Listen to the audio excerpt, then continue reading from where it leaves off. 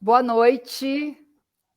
Estamos hoje numa sexta-feira, 3, iniciando mais uma live da Casa de Aprendizagens, uma escola que vem em seu exercício, em um exercício de trazer para dentro da escola uma educação antirracista.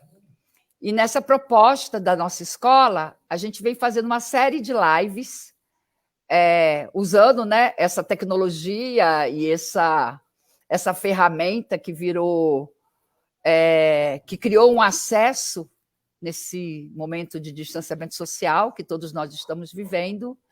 E, mais uma vez, a gente traz o tema ligado à luta de uma educação antirracista. E hoje a gente está aqui com alguns convidados especialíssimos, que eu já agradeço. Eu venho aqui com bastante alegria abrir as portas, as janelas e o coração da nossa escola, da nossa casa, que é a Casa de Aprendizagens, para receber com muita, muita alegria a Elô Meirelles, que aceitou nosso convite através da Aline. A Aline é uma educadora da casa e que está organizando essa série de lives. Obrigada, Aline, que está aí nos bastidores na construção dessa live. A Aline é uma representante da Comissão Antirracista da Casa de Aprendizagens, juntamente com o Edinaldo. Edinaldo Chocolate é nosso educador especialista. Nós trouxemos para esse ano, dentro do nosso currículo, a tradições da cultura afro-brasileira, e o Edinaldo é o nosso educador responsável para trazer essa especialidade curricularmente para as crianças, desde os bebês do maternal até o 9º ano do Fundo de 2. Temos também a Dandara. Dandara também é uma educadora da Casa de Aprendizagens, que também integra a Comissão de Educação Antirracista, que também, junto com a Aline, está na organização dessas lives e do Edinaldo. Aqui fora está a Thaís, a Tatozete, uma educadora também da Casa de Aprendizagens. A Tatozete é nossa especialista de música e coordena essa especialidade que cruza com outras linguagens da escola. E aí a gente organiza essa live. Eu falei da Ilô, que depois vai se apresentar. A Rosângela Macedo, muito obrigada, querida, pela sua participação, pela sua disponibilidade. E o Fernando Correia, que também é um convidado que já conhece a nossa casa. Fernando já foi lá mostrar alguns trabalhos da cultura popular. Até foi quando levou Dandara também, né, Dandara? E aí a Dandara chega à nossa casa pelas mãos do Fernando. Obrigada pelo presente, Fernando. Então, eu agradeço a vocês essa disponibilidade de vir trazer um assunto tão importante que a gente vai falar hoje, né? Vamos abrir esse diálogo sobre apropriação cultural, que nos últimos tempos um monte de gente, né, vem falando. E o que não faltam são argumentos e opiniões e discussões sobre esse tema. E numa escola que tem uma comissão de educação antirracista, ele precisa, né, estar sendo aprofundado de uma maneira séria, honesta, para que a gente possa, de fato, discutir a questão da apropriação cultural também dentro de uma escola, também nessa sociedade. Porque a escravidão puniu e privou as pessoas negras de manifestarem a sua cultura neste país. A capoeira foi criminalizada, as religiões de matrizes africanas, como o candomblé, foram e são perseguidas. Mulheres negras tiveram o cabelo arrancado por usar tranças, foram proibidas de usar turbante e eram feridas pelas mulheres brancas por serem bonitas e atraírem a atenção desses senhores de engenho. Portanto, a responsabilidade que devemos ter ao tratar da apropriação cultural é imensa. Não podemos levar esse tema para a seara do favor ou do contra. Colocar essa questão tão séria, tão profunda, nesse binário, contra ou a favor, não amadurece em nada um debate que é fundamental. A apropriação cultural da identidade negra está na tentativa cruel de relativizar e diminuir insistentemente aquilo que nos proporciona a noção de pertencimento e de identidade. Isso não está totalmente relacionado ao racismo num país como o nosso. Então, nós não poderíamos deixar de trazer esse tema, mostrar nesse país racista, onde ergueu um genocídio, uma escravização e violenta subordinação dos povos negros africanos durante esses longos 360 anos, e que a nossa sociedade marginaliza até hoje. Por isso, a gente traz esse tema dentro dessa série de lives, para que possamos aprofundar para nós, né, dessa escola, para quem está nos assistindo, e essa escola não faz nenhum favor. Nós, brancos, temos minimamente que começar uma reparação com os nossos irmãos pretos e pretas. Então, pessoas, fiquem à vontade nessa casa, se apresentem, eu saio, e a Tatozete vem para também contribuir com esse diálogo sobre apropriação cultural. Mais uma vez, muito obrigada, viu? Vamos lá.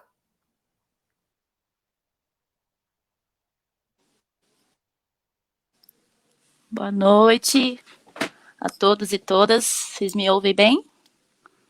Sim? Ok. Bom, agradeço ao convite, né, da Aline, primeiramente, da casa, de abrir o espaço para a gente tratar esse tema. Agradecer aos convidados e convidadas, tanto os educadores da casa, quanto os que são de fora e que já vão se apresentar. Eu vou começar falando um pouco da minha trajetória até o encontro com a cultura afro-brasileira e da importância que foi para mim. E aí eu acho que a gente pode começar por esse viés, né, de como nós adentramos ao universo da cultura brasileira, da cultura afro-brasileira, a cultura popular, e o que faz a gente permanecer, né, até hoje nela. Então, eu sou de família preta, né? Nasci, criada numa família preta, onde a música foi sempre muito presente, a música do samba, o pagode, o rap, o hip hop, o axé, o funk, enfim, sempre foi muito presente. Mas, mesmo assim, eu cresci num bairro que é um bairro considerado branco, que a minha família é a única família negra do bairro. Então, eu cresci na minha infância cercada por crianças, amizades brancas, que eram as referências, né, afetivas que eu tinha. Então, eu penso que o meu caminho até me enxergar e me estabelecer como pessoa preta foi por intermédio da cultura popular, que lá pelos 18 e 19 anos eu comecei a escutar as músicas regionais de Pernambuco, né? O maracatu começou a me trazer essa riqueza e entender, né, que as coisas bonitas, maravilhosas que o povo do qual eu vim, né, o povo ao qual eu pertenço, fizeram, né? E aí eu começo a pesquisar, querer saber mais, querer saber dessa galera, o que mais tem. E não só eu não conseguia só me colocar no lugar de assistir, né, de telespectador, eu queria participar, então eu queria participar dos grupos, eu queria tocar, aprender e tal. Então esse foi um caminho muito importante para mim aí, a partir dos 19 anos, né? Eu não me via como pesquisadora, eu via como um hobby. Só que depois eu fui entendendo que não era só isso, que aquilo mexia muito comigo. E quando eu fiquei um tempo distanciada, inclusive, fazia muita falta para mim, eu estar envolvida em grupos, em uma comunidade, né? Num grupo que pesquisa, que vive, que vivencia aquilo de uma maneira muito mais profunda do que só se ver de fora. Aquilo me fazia falta. Então, por esses caminhos que eu fiz na pesquisa na cultura popular, eu toquei em grupos de maracatu, aqui em São Paulo, né, de baque virado, já fiz parte de alguns grupos de forró, inclusive com o Fernando aí, que tá, já logo mais vai falar, forró de rabeca, também fiz parte de grupos de dança, de cultura popular, com vários temas, vários tipos, né, o frevo, caboclinho, mais maracatu, cavalo marinho. Hoje em dia eu faço parte de um grupo que pesquisa cavalo marinho em São Paulo, que o Fernando também faz parte, que é o Boi da Garoa. E na verdade, isso faz uns 2 anos, né? Já conheço o grupo há muito tempo, mas faz só 2 anos que eu tô. E foi a minha relação mais profunda com a cultura popular, que foi a oportunidade que eu tive de ir até o lugar onde essa brincadeira nasceu, e aí conversar com as pessoas que detêm esse saber, entender a importância daquilo, né, de como aquilo para eles é a maior riqueza, né? Então, isso foi muito importante para mim dentro do universo da cultura popular, do saber dos povos pretos, né? Então, bom, acho que para começar, acho que tá bom, né? Para falar de mim, a gente vai ter mais tempo para se dedicar a isso. Passo a palavra. Eu vou começar aqui pela minha ordem que eu tô vendo. Pode ser pela Elô, aí depois a Rosângela e o Fernando, que aí vai ficar mais fácil. Passo a minha palavra, então. Boa noite, vocês me ouvem bem? É uma honra, então, participar dessa conversa. Muito obrigada pelo convite. Muito obrigada à Casa de Aprendizagem. Muito obrigada à Aline, que fez o convite. Eu sou Elô Meirelles, eu sou transista e eu costumo dizer que eu aprendi a trançar desde cedo. Com 9 anos eu já fazia tranças. Eu falo que a minha mãe foi a minha primeira cliente. Nós trançávamos o cabelo uma da outra. E isso, né, essa prática, essa troca, ela vem muito, ela traz muito dentro da nossa cultura, que é essa questão do ancestral, né, do oral.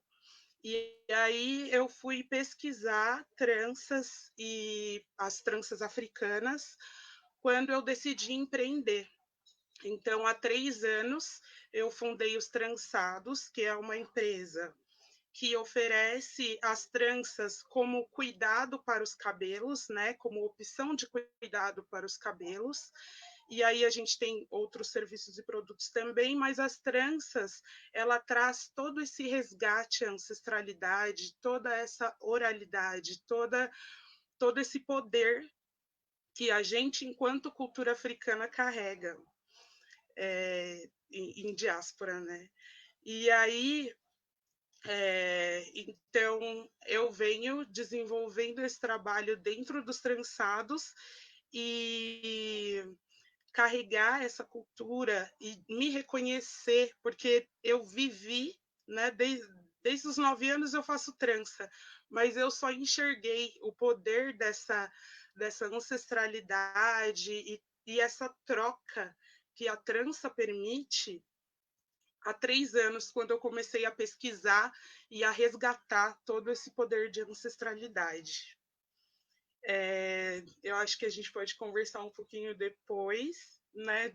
Continuar. Então, eu também passo a minha palavra nas apresentações. Muito obrigada.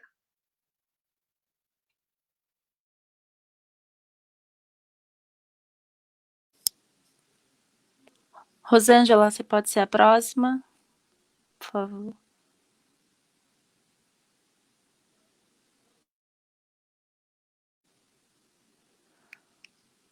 Tá fechado o microfone, Rosângela.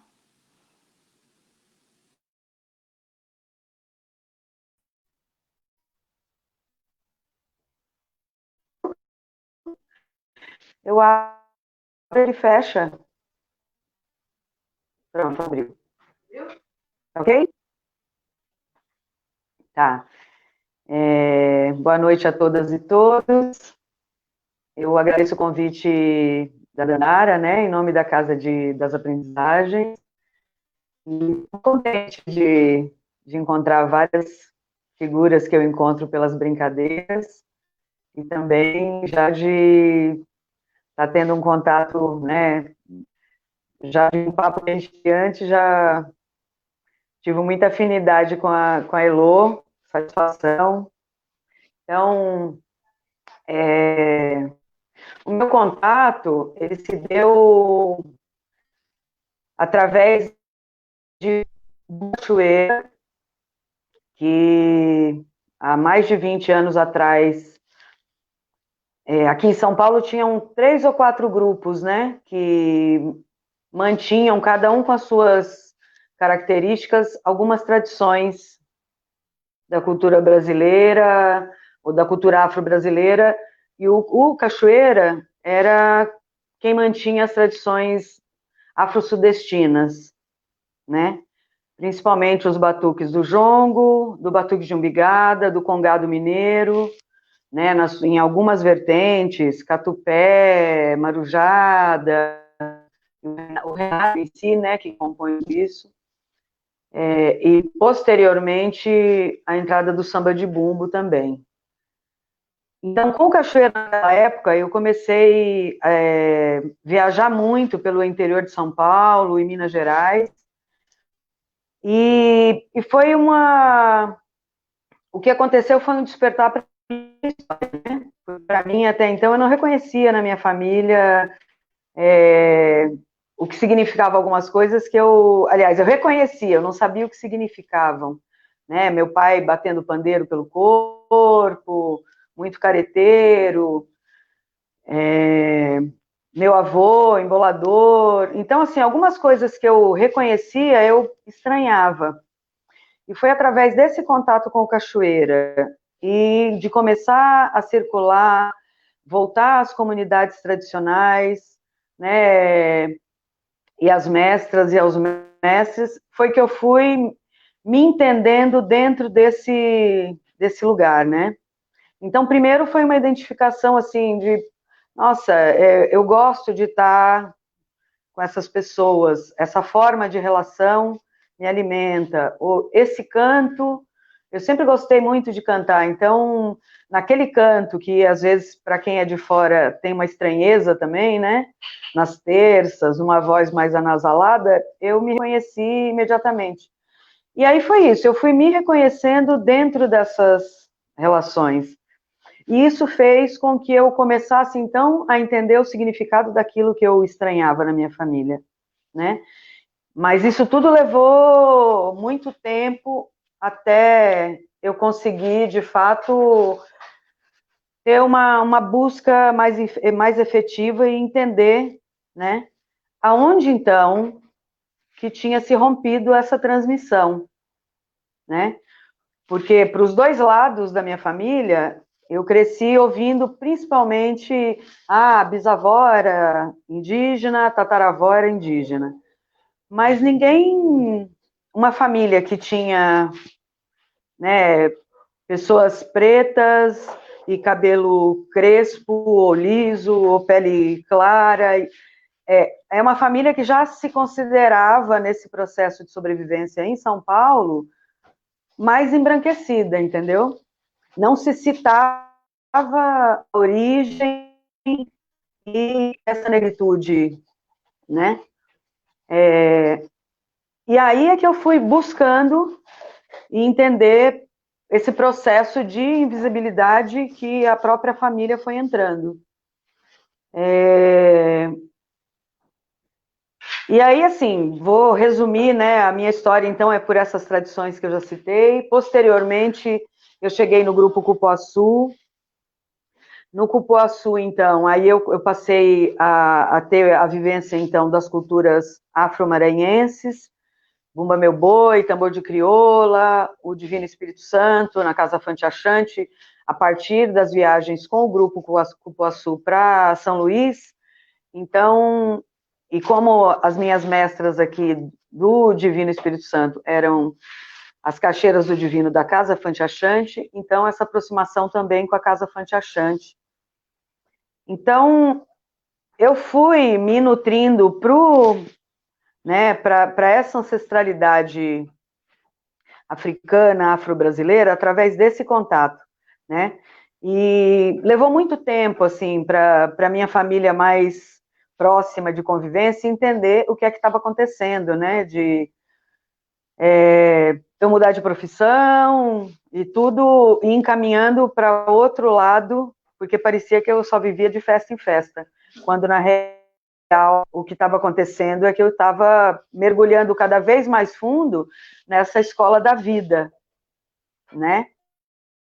Então, hoje a minha mãe já entende, hoje as pessoas mais próximas entendem, mas me estranham. Aquele estranhamento que eu tinha com o meu pai, então eu sou a pessoa problematizadora, eu sou a diferente, mas eu não deixo de tentar despertar a turma de que o que acontece é que até hoje tem muita gente adormecida ainda e que não percebe que às vezes está valorizando coisas ou sofrendo por outras, que é justamente essa negação do que a gente é e não vai deixar de ser, né?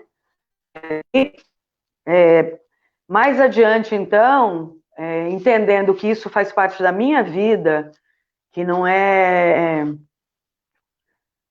Hoje a gente está falando de educação, mas quando eu passei muitos anos nessas vivências e aprendendo e buscando cada vez mais, porque eu estava me preenchendo, né? Então não era porque eu queria passar isso para frente, não é por...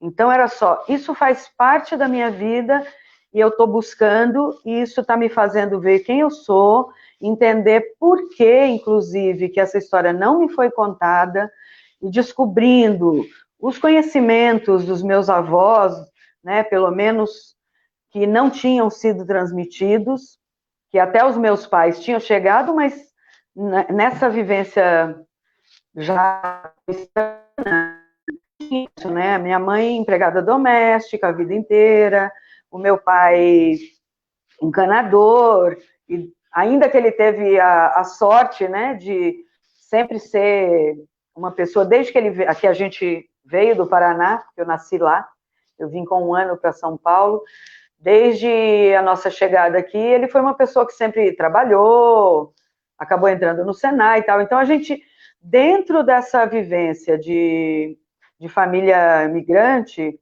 na cidade de São Paulo, a gente, na periferia, tinha uma certa estabilidade, porque com a venda de um sítio, ele conseguiu comprar um terreninho na Brasilândia. Então, eu não passei, às vezes, por alguns questionamentos na infância e na juventude, que talvez tivessem me feito acordar um pouco antes, né? Posteriormente, entendendo do significado desse aprendizado, né, desse retorno à minha origem, através dessa caminhada, foi que surgiu, então, o Grupo Sambaqui, a partir do momento que eu vi que eu não podia, eu não estava, nunca fiz isso apenas como algo externo à minha pessoa, né? Eu vou já passar a palavra por aqui, porque senão vai longe. Só resumindo, o Sambaqui, então, a gente busca manter as tradições afro-brasileiras do Sudeste, mas especialmente as afro-paulistas, né? O jongo, o batuque de umbigada e o samba de bumbo. Nessa caminhada também, através do Cachoeira, eu conheci mestre Silvio Antônio de Oliveira, do Vale do Paraíba, falei Vale do Paraíba, é Vale do Parnaíba. E aí, com o mestre Silvio, então, eu, até hoje, né, há pelo menos 20 anos, eu aprendo Moçambique, e hoje eu sou contramestre da companhia.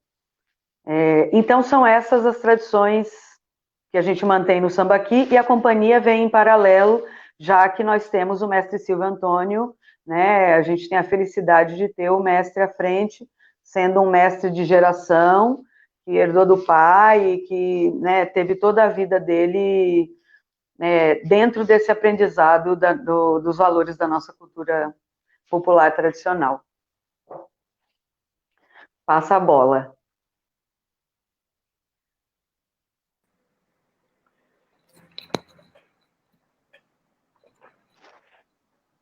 É isso aí, seguindo a ordem, vou eu agora, Dandara?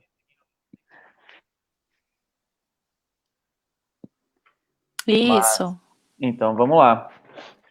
Primeiramente, boa noite, né, a todas as pessoas presentes aqui na salinha virtual e todas as pessoas que estão nos assistindo. Meu nome é Fernando Corrêa.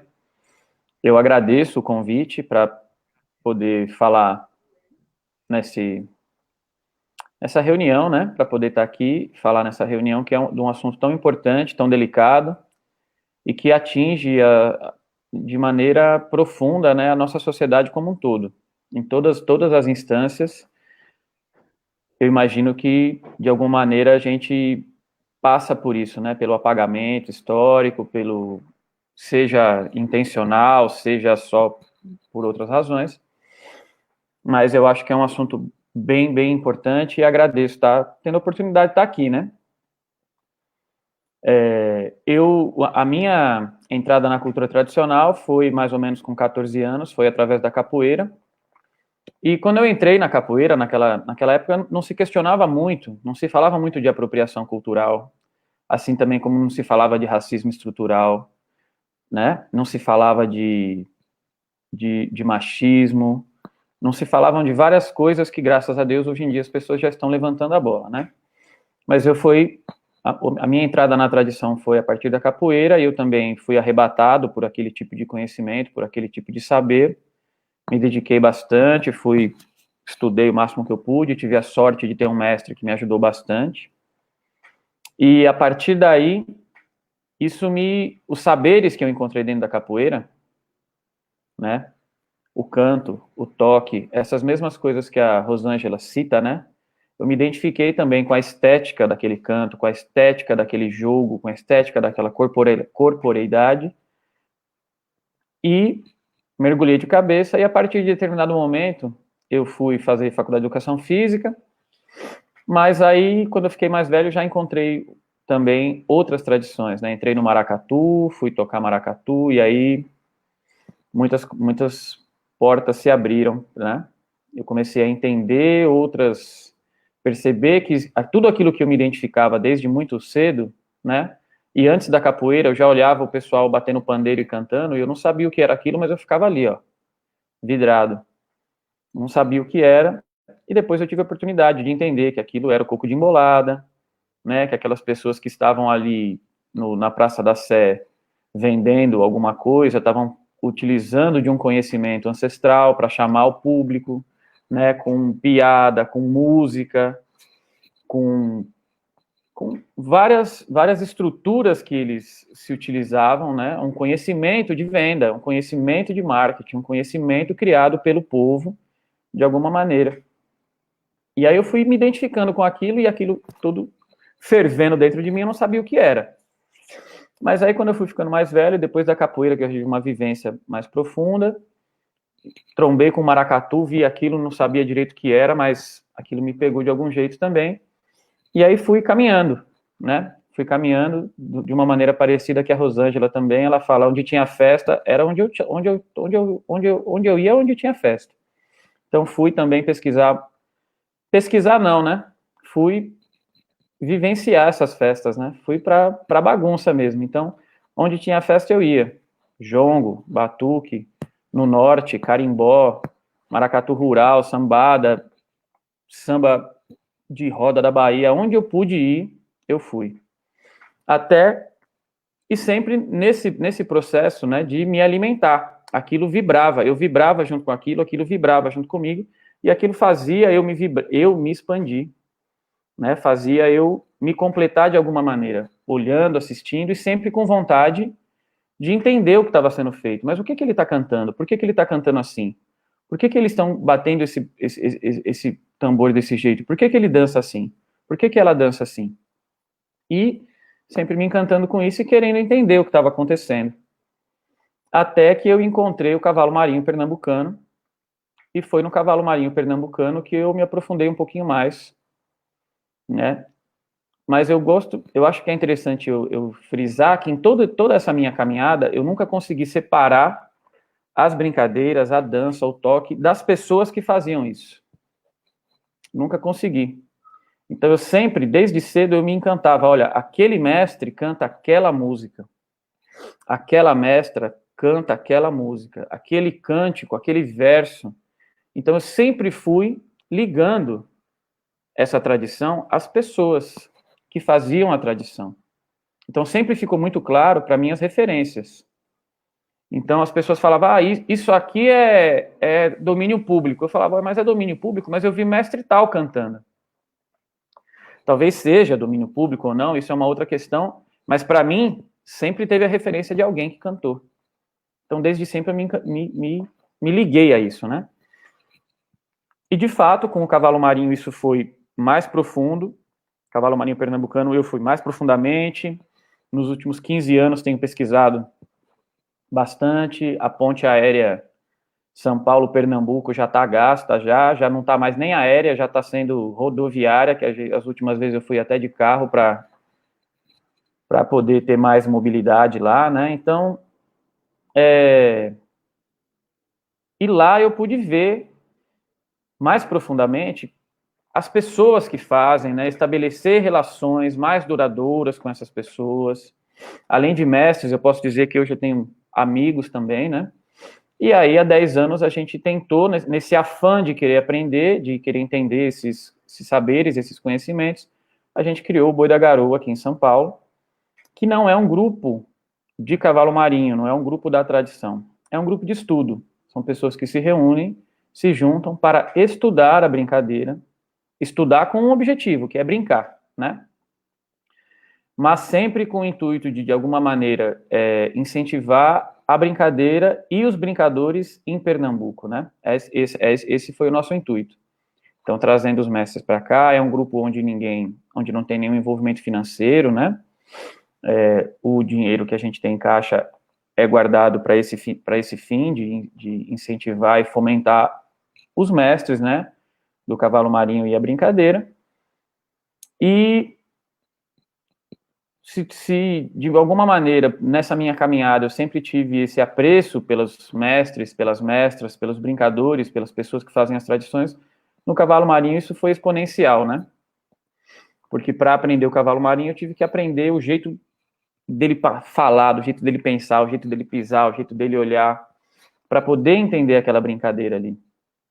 E o mais interessante foi entender também que existe um outro processo educacional dentro da tradição, né? Eu queria aprender, mas não conseguia aprender, porque o jeito que eu queria aprender não era o jeito que eles queriam ensinar. Então, eu tive que aprender a aprender. E é isso, né? Então, a minha ligação com a cultura tradicional foi por esse caminho. A gente ainda hoje estamos aí com o Boi da Garoa, tá mesmo... O boi tá de invernada nessa quarentena, né? Mas estamos aí. Então é isso, acho que eu já falei demais também, agradeço o espaço e daqui a pouquinho a gente conversa mais. Valeu.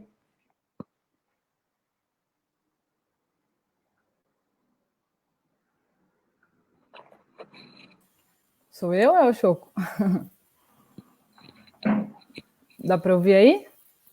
Sim. Gente, para mim também agradeço muito o convite, é uma honra estar aqui com pessoas tão incríveis. Então, obrigada, Aline, obrigada, Dandara. Realmente estou muito feliz e, enfim, acho que essa troca já está sendo muito rica para mim, desde a tarde que a gente se encontrou um pouquinho para conversar, então tudo isso para mim já está sendo de muito valor, então obrigada. Eu vou começar falando de quem eu sou, né? Isso é um tanto também dos meus pais, né? Da minha mãe e do meu pai. Minha mãe é educadora, pedagoga, militante da educação, sempre foi, principalmente da educação pública. Meu pai é músico e arquiteto. Então, eu já nasci e cresci num ambiente da música e da educação. Então, acho que eu tenho esse privilégio de ser uma pessoa que a minha vida inteira tive contato com a música e com a educação, né? Da minha mãe, do meu pai e da minha família de modo geral, assim. Então, eu aprendi, assim, na verdade, a música ela veio por osmose, digamos assim, mas com 6 anos eu ganhei o meu primeiro pandeiro da minha tia Marta, e sempre foi uma coisa muito natural, assim, né? Sempre fez parte da minha vida. E essa criação também veio, né, nessa criação veio muito também do respeito, da valorização, né, do lugar da empatia. Então, acho que isso foi, de certa forma, sempre fazendo parte da minha vida, assim. Eu sempre tive contato bastante como apreciadora da cultura popular desde criança. Então, me vejo, né, muito nesse lugar de uma pessoa que sempre teve contato com isso, assim. Mas foi na faculdade já, quando eu estava na pedagogia, na USP, que foi assim um lugar que abriu muito os meus horizontes e, enfim, conheci pessoas incríveis. Uma grande amiga, Maitê, me convidou um dia para ir numa aula que ela ia ter de dança afro, no Núcleo de Consciência Negra da USP. E eu fui, e lá tinha também aulas de capoeira, enfim, tantas outras atividades. E nesse dia foi um dia muito transformador, assim, para mim, porque foi realmente muito marcante para a minha decisão, né? Se é que isso é uma decisão, mas acho que sim, a minha escolha naquele momento de partir para a percussão, para ser percussionista, e eu já estava fazendo faculdade de pedagogia, então, de certa forma, unindo ali um tanto da minha mãe, um tanto do meu pai também, e partindo para o mesmo caminho. E aí foi nesse dia que eu cheguei lá, no Núcleo de Consciência Negra, e vi o Mestre Pinguim, e todos aqueles caras tocando, o Arthurzinho, todos, enfim, várias pessoas, e eu realmente me encantei muito, fiquei lá como uma apreciadora, eu já gostava de tocar, mas assim, ver aqueles atabaques, aquelas pessoas, meninas, meninos dançando, foi assim, arrepiei meu corpo inteiro, e eu resolvi que aquele dia realmente, acho que foi isso, foi uma picada realmente de que aquilo tomou um lugar de uma proporção de uma coisa apaixonante mesmo. E eu resolvi que eu queria pesquisar, que eu queria tocar, que eu queria ir lá junto e de alguma forma também trazer isso para minha vida de uma forma mais profunda, né? Mais... Então, eu acho que essa foi meio que a porta de entrada, né, nesse momento da minha vida.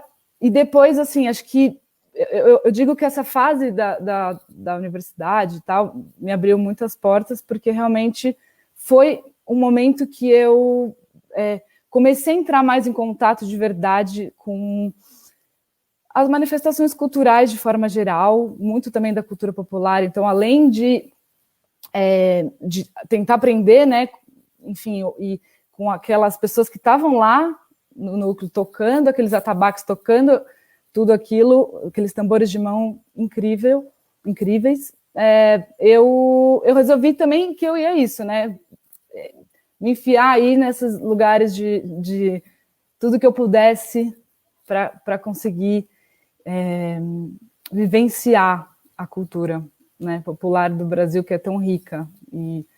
E aí, aqui em São Paulo, também comecei a frequentar muitos grupos de maracatu, também Sambadas do Brincante, que também é um lugar que me trouxe muito desse conhecimento da cultura popular, né, aqui em São Paulo, mas também, enfim, muitos dos grupos de coco também, de samba, de roda. Então, isso também fez muito parte da minha vida. Também sou festeira que nem você, Fernando, que nem você, Rosângela, e sempre quis fazer parte e vivenciar porque eu acho que é assim que a gente aprende de verdade, assim, né? Esse lugar da troca, né? Acho que... E eu sempre me coloquei muito num lugar de ouvinte, de aprendiz mesmo, de reverenciar esses mestres e essas mestras que realmente fazem e fizeram muito para a cultura do nosso país. Então, ao longo desse tempo, eu fui me deixando levar, fui estudando, fui tendo esse amor pela percussão, né, mais efetivo, digamos assim, e fui querendo fazer parte. É isso, um pouco também do que a Dan falou. Fazer parte, estar lá junto, tocar junto, sabe? Sentir aquilo junto com essas pessoas e, de certa forma, poder vivenciar. Então, eu também me considero uma pessoa uma pesquisadora, de certa forma, mas um tanto nesse lugar da vivência mesmo, né? De pegar essa sabedoria enfim, tentar transformar, tentar fazer com que isso faça parte da minha vida de verdade. Para resumir também, não ficar muito longo, eu, durante esse tempo aí, também já participei de várias manifestações e grupos. Uma coisa que eu acho muito importante falar é sobre as pessoas que nos ensinam, então isso é uma coisa que eu aprendi também muito na minha criação, a gente poder reverenciar, né? Eu uso essa palavra porque eu acho que ela é nesse lugar mesmo, a gente poder valorizar e aí sim não se apropriar, né? Mas sim entrar num lugar mesmo de escuta e de valorização e de respeito. Acho que a palavra respeito também é uma palavra que fica muito na minha cabeça quando eu penso, né, sobre esse tema. E aí, enfim, dentro também desse caminho, eu toquei 2 anos no bloco Ilu Obadimim, com a incrível também mestra Beth Belli, que uma pessoa também que me ensina muito. Enfim, tantos outros e outras aí que acho que mais do que qualquer coisa foram e são meus professores e professoras. Então, hoje, como educadora de música, eu acho que eu tento trazer, né, um tanto, pelo menos um pouco, de tudo isso que eu pude vivenciar e que eu posso vivenciar, e a importância mesmo da gente discutir isso e da gente trazer isso para uma escola, para a educação. Então, acabei nesse caminho de pedagoga e musicista, misturando as coisas, juntando, e hoje eu estou nesse lugar, mas assim, muito grata de estar aqui, e acho que é isso. Eu passo a palavra para o Choco, e depois, ao longo da conversa, tudo que eu for lembrando também, eu trago mais. É isso, gente. Muito obrigada mais uma vez, e um beijo. Valeu, Tata. Boa noite a todos e todas. De licença aos mais velhos, aos mais novos, ao meu mestre Plínio, mestre Peu, aos mestres e às mestras, os meus amigos e amigas. E assim como o Fernando falou, eu também comecei assim pela capoeira, né? Comecei a capoeira com Madrugada, com o mestre Madrugada, que era vizinho aqui, de parede, colado. Os meninos aqui da rua já treinavam capoeira, mas eu não, eu ficava assim, né, pela rua, assim. E aí, logo quando eu fui treinar, os treinos eram de segunda, quarta e sexta, mas eu fui assistir uma aula. Assisti uma aula era uma quarta-feira. E aí eu fui assistir uma aula na Madrugada, que era aqui próximo, e logo quando eu vi a capoeira, aí eu sempre muito quieto, né, sempre muito tímido, sempre muito assim como eu sempre fui, mas era mais antes. Então, logo que eu vi a capoeira assim, eu me lembro como se fosse hoje, assim, eu voltei, a gente voltou, acabava a noite, né, o treino, 10 horas da noite. Aí eu voltei e subi aqui para a laje de casa, que hoje é o quarto da minha irmã, e comecei a imitar os movimentos que eu estava vendo lá, que eu tinha visto lá no treino, né, de Madrugada. E aí comecei a imitar esses movimentos sozinho, assim, da laje, escuro, porque aquilo já tinha me tomado mesmo, assim, eu não tinha nem noção do que eu estava fazendo. Mas eu já tinha, de alguma forma, vendo aquele movimento, vendo aquela coisa toda, assim, me pegou. E aí eu já voltei para casa, assim, a primeira coisa que eu fiz foi ir para a laje para tentar imitar os movimentos que eu tinha feito, que eu tinha visto ali. Olha aí, tá vendo? E aí treinei um bom tempo com madrugada, para uns 7 anos, 7 a 8 anos. Quem me ensinou muita coisa também. E através de madrugada eu conheci o mestre Plínio, que é meu mestre. Então, o goleiro se ensinou. Madrugada falava muito dele, falava muito da roda. E eu não tinha um contato com a capoeira Angola, né? Embora eu gostasse muito dos toques, de ouvir, mas eu não tinha nenhum contato. E aí, quando o Madrugada vem para cá, para a freguesia, o mestre Plínio vem para cá para a freguesia fazer uma oficina, e o mestre, né, com esse coração todo que ele tem, já foi deixando todo mundo à vontade, a gente foi treinando assim, e aí eu fui percebendo outras coisas que eu não tinha percebido ainda na capoeira, que é coisa de força mesmo, assim, né, de um astral bom, não que não tinha no Madrugada, mas era uma outra coisa que eu não sei explicar. Enfim, aí eu passei a ir treinar com Madrugada, depois de um processo de ida e volta, com o mestre Plínio, né, avisei o Madrugada que eu queria treinar lá, aí ele pediu para eu ir avisar o mestre, né, eu fui, avisei o mestre Plínio pediu para eu avisar o Madrugada, aí eu voltei, avisei ele, eu voltei para lá de novo, isso foi umas 3 vezes assim, né, vai e volta, porque o mestre Plínio sempre teve nessa coisa de esse cuidado com os alunos que vêm de fora, enfim, várias questões. Aí eu comecei a treinar lá, no Angoleiro Sim Senhor.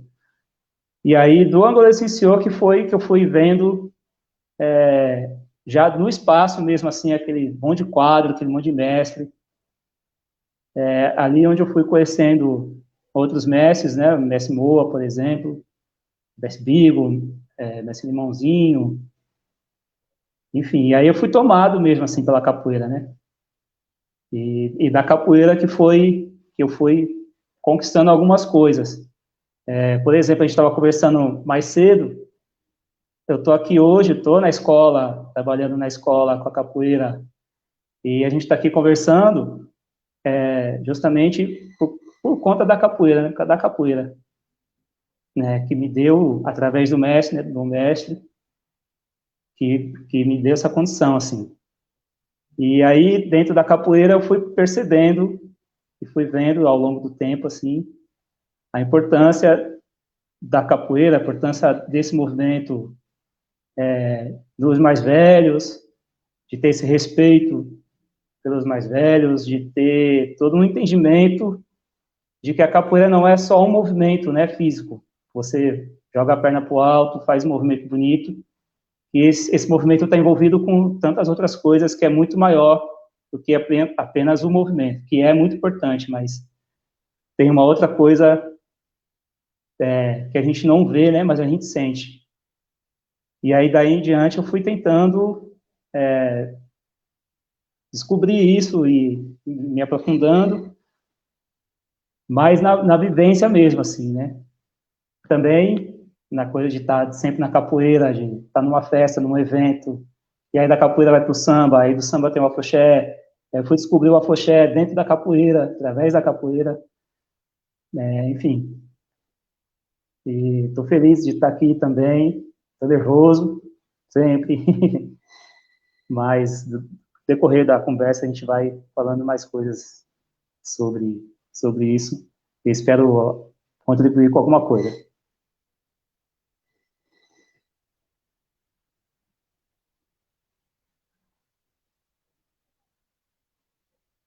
Dandara tá com... Pode me ser.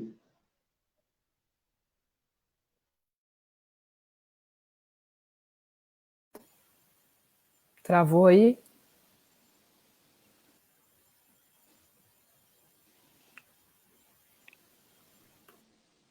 Acho que a Dandara travou, né?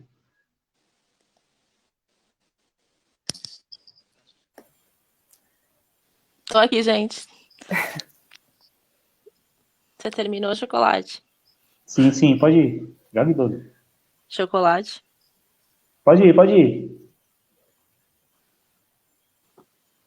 Vocês me ouvem, pessoal? Sim. Eu tô com a conexão bem atrapalhada hoje aqui.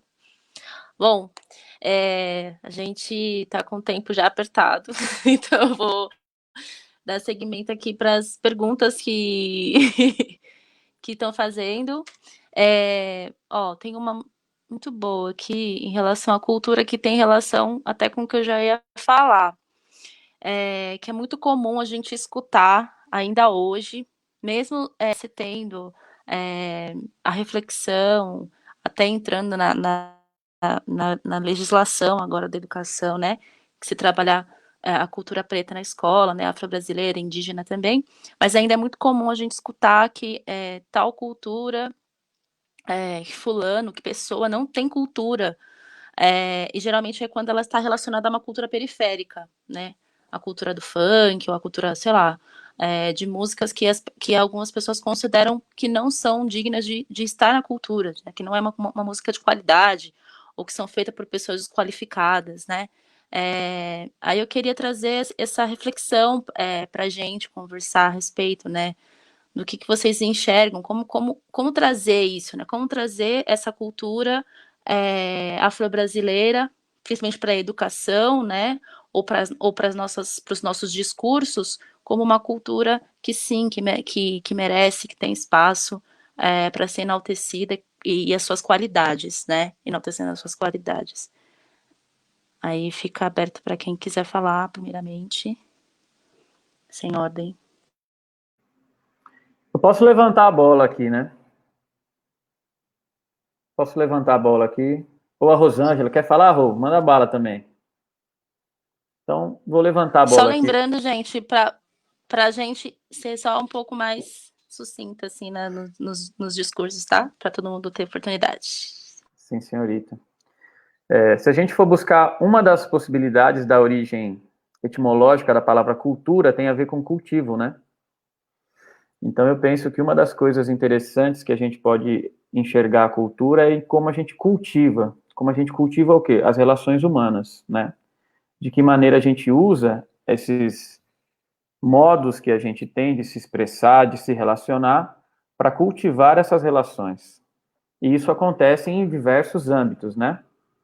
Em âmbitos musicais, artísticos, culinários, estéticos.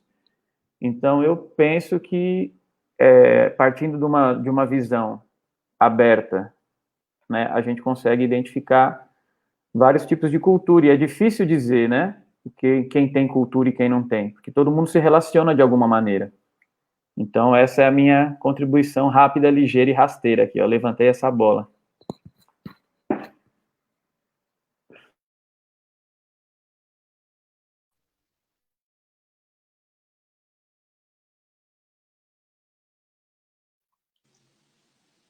Eu posso continuar? O Fernando falou a questão do cultivo, e é exatamente isso, né? Quando, no início, um pouco antes da pandemia, a Aline me convidou para a gente fazer um trabalho dentro da escola, trabalhando a questão de tipos de cabelo e dessa questão da tradição do trançar dentro da escola com as crianças. Isso é fortalecer essa cultura, né? Isso é trazer e dar conhecimento para as pessoas que não têm esse conhecimento, e principalmente dentro da escola com as crianças, porque elas só vão, como que eu posso, elas vão absorvendo do que é passado a elas, né? E elas não têm na escola que ela vai aprender de onde veio, que ela vai entender essa questão do cultivo, né, do que é alimentado em questão de cultura para ela. Então, quando a Aline me convida para falar sobre as tranças ou para falar sobre diversidade de tipo de cabelo, que você mostra a representatividade e tudo mais dentro da escola, você acaba diminuindo esses apontamentos de fulano não tem cultura ou deixa de ter, porque todas as culturas são apresentadas para essa criança e no desenvolvimento dela, e aí esse ser, né, ele começa a entender o que soma para ele e a respeitar o que ele acha que não é para ele, e respeitando todas as culturas.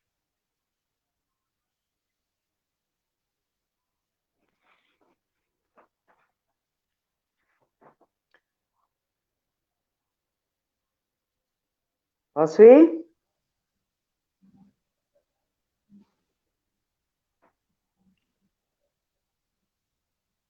Não estou ouvindo a Elô.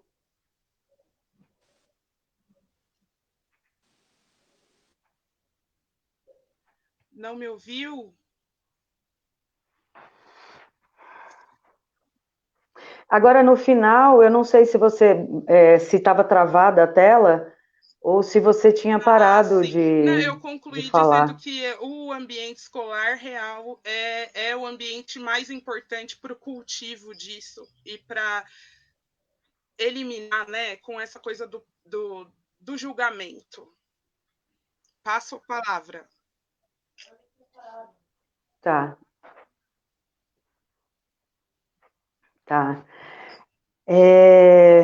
Posso ir?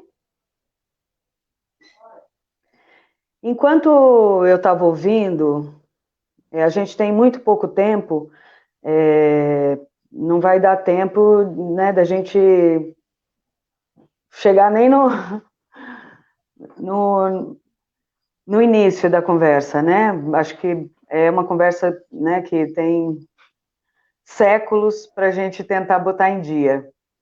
Mas eu vou passar por alto aqui em algumas anotações que eu fiz, e se der tempo, eu comento, tá bom? Então, né, falam que a história de ter ou não cultura, né? A nossa cultura é tão rica e tão invisibilizada que as pessoas não têm, em geral, condição de fazer uma análise rasa do que ela está vendo, né? Quando você vai entrando e percebendo as nuances, a fineza dessa cultura, porque a gente tem uma cultura, isso sim, né, com o Paulo Dias, às vezes a gente conversa sobre isso, falam de cultura de elite, né, uma cultura europeizada e tal. Quando você conhece qual é a força da nossa cultura e onde ela está em todos os lugares, e é que a gente entende o que é, sim, uma cultura de elite, é uma elite de conhecimento. Então, como esse conhecimento ele foi negado, as pessoas analisam sem ter a menor condição, né? E, às vezes, até as pessoas que fazem parte dessa cultura, às vezes, assim como eu falei, eu não reconhecia o que eu estava vendo na minha família. Mas a minha família era também muito educada, era também culta, só que aqui não era o que era valorizado. Parecia que eles eram simplórios, né? E quando não era nada disso, eu tive que escavar para encontrar o que eu estava vendo de valor em outros lugares para eu ver na minha história, né? Então, vou passar rápido aqui. O Fernando falou do jeito de ensinar, né? Que eu também, em diversas situações, passei por isso, que é você falar, nossa, deixa eu aprender primeiro a música, depois eu toco, e a Dindinha falar, não é assim, você tem que aprender tocando e cantando, e vai errar, e vai se acertar até, né? Então, quando você aprender, você aprendeu, né? A hora que você achar o jeito, porque dentro das tradições, às vezes você acaba tendo uma especialidade numa prática. Digamos que, né, que você goste de cantar. Então, claro, você vai cantar mais. Mas você precisa aprender o ritmo. Você também vai dançar. você também vai saber as comidas que fazem parte daquela convivência, daquele cotidiano. Você vai saber que aqueles instrumentos também têm afinação, mas não é a afinação do conservatório, né? A forma de aprender e de afinar não é o que você vai aprender no conservatório. É você ali, às vezes, com o fogo temperando o seu instrumento, é você entendendo que, opa, quando eu estou ouvindo tambu e candongueiro, para quem que eu estou cantando? Eu estou ouvindo a afinação do tambu ou do candongueiro? Será que a gente tem noção de que ali tem uma terça estabelecida? Que a gente não está só batendo a mão no couro? Que para começar, começou lá, né? Você fez a fogueira e vem... É outra coisa. Então, quem não sabe disso, não vai reconhecer, né? Não vai dar valor para isso. Uma vez eu estava com o Noel, filho do Tião Carvalho, né? O amo do Bumba Boi do Cupuaçu.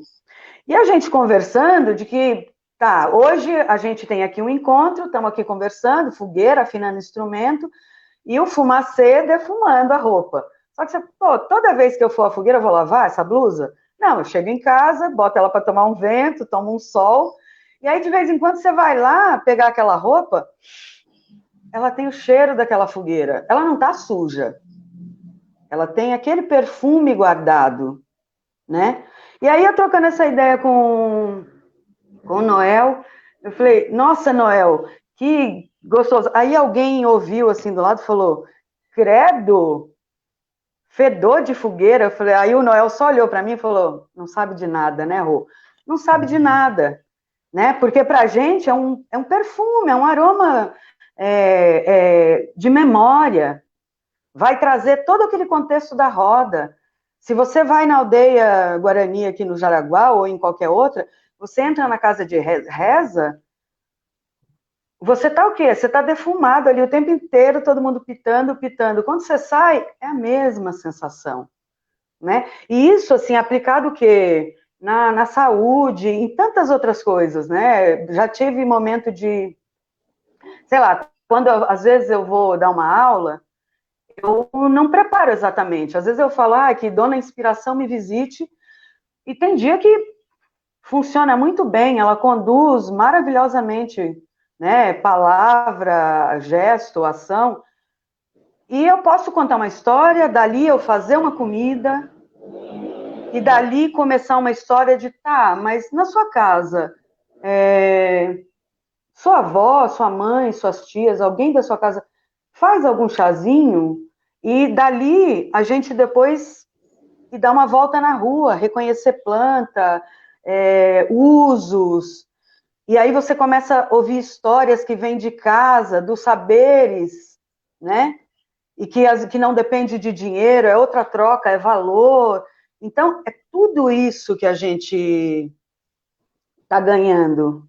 E é tudo isso que a gente busca botar para frente, né? Que as pessoas se sintam, sim, muito importantes de pertencer a essa história e de manter e de ter esses conhecimentos, de ser uma pessoa acima da média, porque ela tem conhecimento de diversas áreas, né, para essa convivência. Aí, só puxando um gancho, vou fechar, tá? Quando a Tata falou, eu tive o privilégio de crescer na música e na educação. Às vezes muitas vezes, né, o que a gente está tentando é que os nossos também tenham esse privilégio. Porque a gente tem pessoas com tanta qualidade, né? Mas que por falta de incentivo, por falta de dinheiro que custa, né? O ensino no nosso país, por às vezes ela até se estranhar quando você está oferecendo esse conhecimento e ela nunca ouve alguma coisa boa a respeito disso, né? Então, quando a gente consegue, eu estou sempre enxergando nos meninos e nas meninas esse potencial. A gente recebeu um dia aqui no Sambaqui o Sambalenço de Mauá, e ouvindo uma conversa parecida, a Claudete, que é a mestra do Sambalenço, ela começou a perguntar, essa mesma pergunta, como que vocês chegaram aqui? Por que vocês têm interesse nisso que a gente faz? Depois que cada um se apresentou, só que ali tinha muita gente da academia. Ah, o meu professor, eu tenho um projeto, ele me indicou. Ah, eu estou fazendo uma pesquisa X. Depois de ouvir várias pessoas falando coisas muito parecidas, ela falou assim, e como é que eu faço para fazer o que vocês fazem? Por quê? Porque quando é que os nossos mestres, as nossas mestras, vão ter, né? Ou quando os jovens dessas comunidades vão estar nesse lugar de transmitir esses conhecimentos do seu cotidiano, né? Então, espero que tenha dado uma costurada aí. Tem mais outras coisas, mas passa para frente aí para a turma complementar. Rosângela, acho, só a partir do que você trouxe, eu acho que é bem esse lugar também que eu tenho, que eu penso também, né? O porquê que isso também não... A importância disso poder ser também um privilégio para outras pessoas. Aliás, nem ser um privilégio, ser uma oportunidade, né? Sim. Eu acho que a gente sai desse lugar, enfim, porque também essa palavra privilégio, ela já está meio no, sei lá, meio usada pelos brancos, assim, não, eu reconheço meus privilégios. Hoje eu estava vendo uma entrevista, enfim, e aí ela fala, eu até anotei que é muito, muito legal, deixa eu ver se está aqui, ela fala assim, o primeiro passo, acho que foi a Djamila mesmo que falou, ela falou, o primeiro passo é reconhecer o privilégio, né, e o mais importante é abrir mão dele, ou seja, a gente sair do lugar de reconhecer, mas também é isso, por que essa oportunidade não pode, enfim, acho que é esse lugar, quando a gente pensa, né, nessa coisa da educação e da música, também é uma provocação aí que eu trago dentro desse lugar também. E aí, só para completar um pouco em relação à cultura, eu acho que é isso, assim, acho que não existe uma cultura, né? Acho que existem culturas, enfim, acho que a gente, a partir do momento que a gente consegue ver e perceber que existe um lugar muito complexo, muito, muito grande de possibilidades, a gente consegue parar de ter uma visão, né, eurocentrada, branca, enfim, que a gente tem, que é isso. Às vezes as pessoas elas nem têm a oportunidade de conhecer outras culturas, porque isso já é estigmatizado de uma forma ruim, né? Então, acho que foi um pouco da pergunta também, né? Então, você fala, então... essas pessoas, elas acham, na verdade, que isso nem é cultura, muitas vezes, né? Então, é como se isso fosse o oposto do que é cultura, né? Porque isso já nasce ali e já é reafirmado o tempo inteiro, né? Enfim, acho que esse também é o nosso desafio enquanto educadora, a gente poder mostrar que não é uma cultura, milhares de possibilidades, e, enfim, só também levantando aí um pouco mais a discussão. E assim, só peguei esse gancho, porque aí lembrei da Claudete, lembrei de várias coisas, quando a gente tem possibilidade, por exemplo, de falar do funk e de mostrar para eles que, olha, o funk é o neto do jongo, né? Que você vai reconhecer as batidas, que você vai reconhecer a origem. Então, assim, tem muita coisa no meio, mas para quem não tem uma base de conhecimento, claro, para ela, por exemplo, falar do funk, que é o mais estigmatizado hoje, né? O que já passou a capoeira, hoje eu acho que esse lugar está dado ao funk, só que ali tem muita coisa para a gente discutir e valorizar, né? A questão da mensagem já é outro ponto.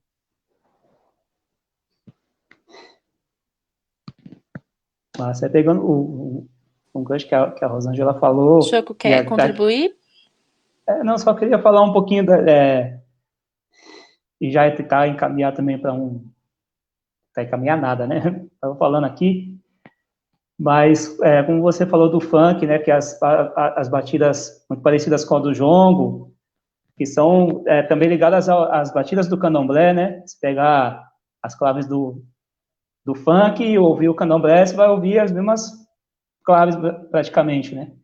As mesmas origens rítmicas, né? Talvez. Né? E de como também que a gente, essa maneira que você falou de aprender, né? Que você fala de aprender, como os mestres ensinam, né, pra gente. Não é aquela coisa certinha, ó, o passo é aqui, o pé é aqui, a mão é aqui. Você pode até dar o caminho, mas você vai desenvolvendo com o seu próprio corpo, né? Com sua própria vivência ali com eles, vendo, ouvindo, que é um outro jeito de aprender, né? E aí, falando um pouco dessa coisa de apropriação, a gente vê isso na capoeira, vê em tanto lugar, né, no samba e tantas coisas, que eu acho que também pode estar ligado a um pouco a isso que a gente, a pessoa aprende, ou acha que aprende, vê, reproduz, e não dá sequer o nome de onde viu, de onde aprendeu, né, e vai reproduzindo de uma maneira que, como você falou, né, que não tem um entendimento, mas só viu e reproduziu. E aí a gente vai perdendo o fundamento daquilo, né, a história daquilo, que as pessoas, sei lá, vai vendo e vai reproduzindo assim, sem ter um sentido para essa reprodução, né. Enfim, acho que para a gente tentar ir para outros caminhos que eu estava vendo aqui, eu queria falar um pouco também desse negócio da capoeira gospel. Vai passar a bola.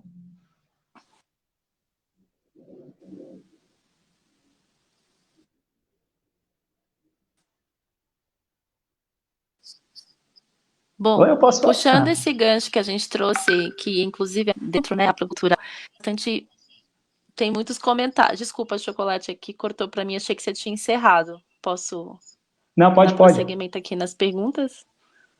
Tá. Tá bom. Então, a apropriação cultural é um dos temas, né, que a gente trouxe aqui justamente para trazer uma provocação, né, porque essa escola, ela está num lugar de muito privilégio, né, tanto geográfico quanto social, né,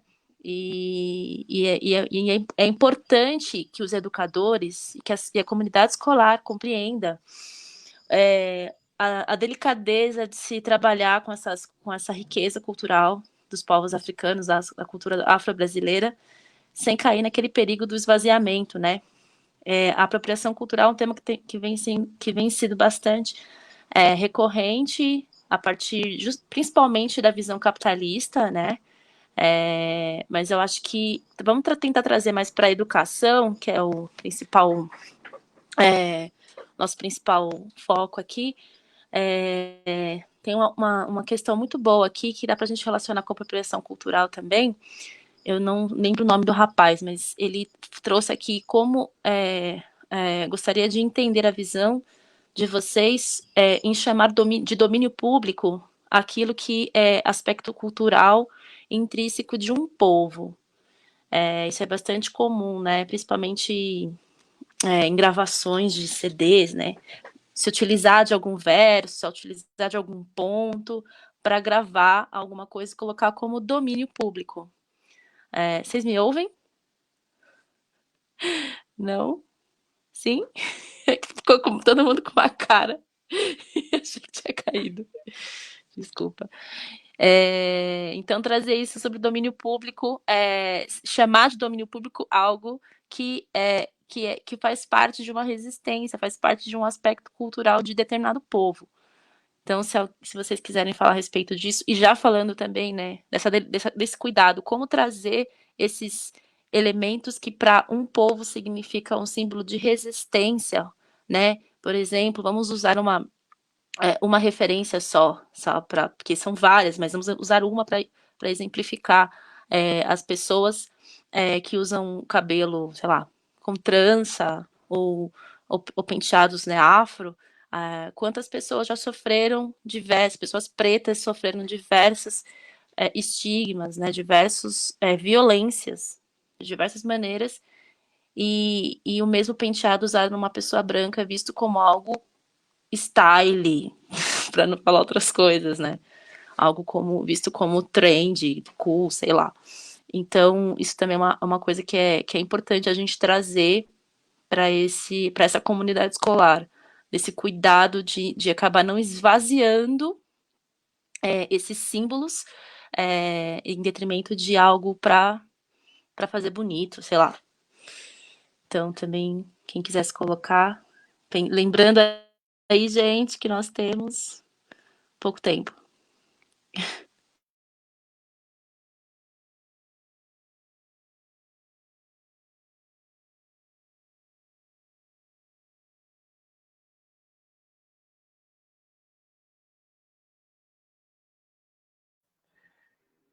É o seguinte, né? O que eu posso falar disso aí é que eu, na minha caminhada, eu não consigo reconhecer esse domínio público, né? Eu entendo que esse domínio público já é uma ferramenta do processo capitalista, do processo de gravação, do processo de monetarização desse tipo de manifestação, né?